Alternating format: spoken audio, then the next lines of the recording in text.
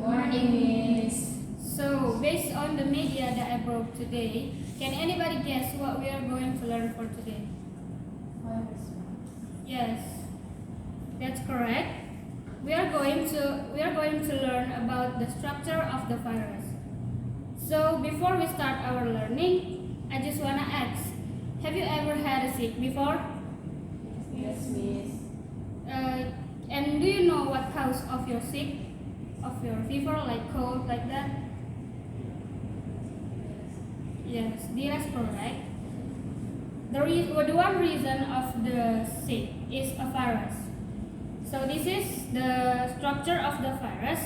So a virus is an infection agent of a small size and a simple composition that can multiply only into a living cell, such as animal, human, plant, or even the bacteria.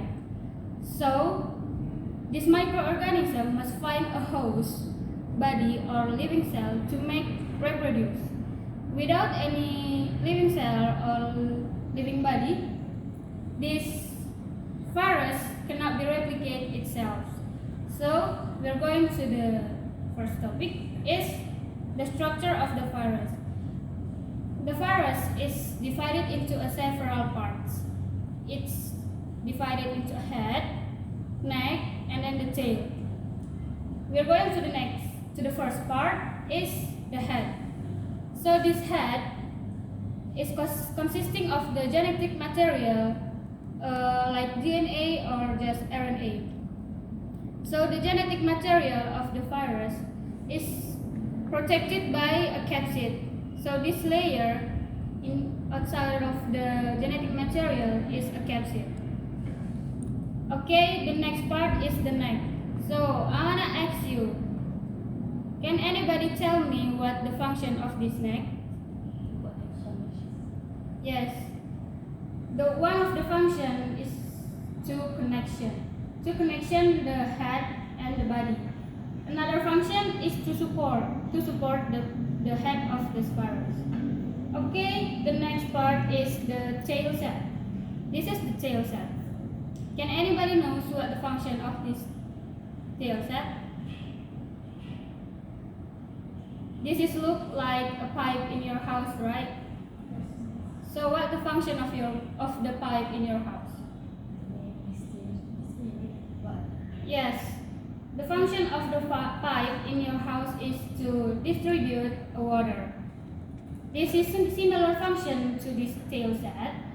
So the tail set is distribute the genetic material like DNA or RNA into a nail piercing or piercing needle like this. So the next part is the tail fibers. This is the tail fibers. Can anybody know what the function of these tail fibers? Yes, Lindy is correct. This function is to movement.